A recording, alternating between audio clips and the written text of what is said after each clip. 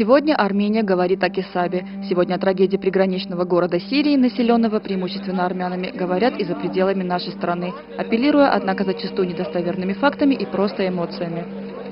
Студсовет и вообще студенчество Российского армянского университета не осталось в стороне от того, что происходит не только в Кесабе, но и во всей Сирии, и устроили акцию во дворе университета, цель которой не только обратить внимание на существующую уже не один год проблему в Сирии, а реальная помощь непосредственно тем, кто от этой войны пострадал. Ելնելով այն փաստից, որ վերջերս շատ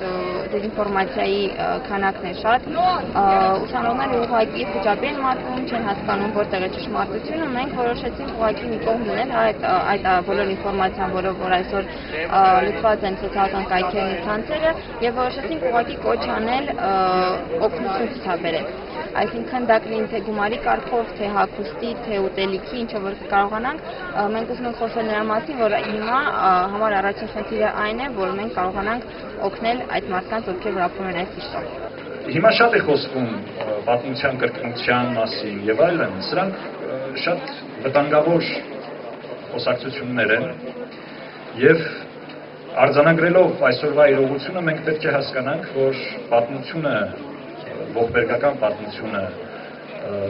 պատմության կրկնությունը թույլ չտալու համար մենք պետք է գիտակցաբար, սթափ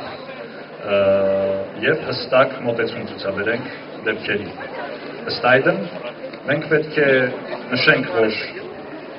ինչն է ակնհայտ մեզ համար եւ հնարավորությունների շրջանակում օգնություն ցուցաբերենք մեր եղբայրներին եւ քույրերին։ В университете установлен ящик для денежных пожертвований. Также ведется сбор вещей и предметов обихода. Собранные средства будут переданы армянской церкви, которая в свою очередь направит помощь непосредственно пострадавшим в Сирии. Участники акции надеются, что их пример получит отклик и в других вузах страны. Lal cem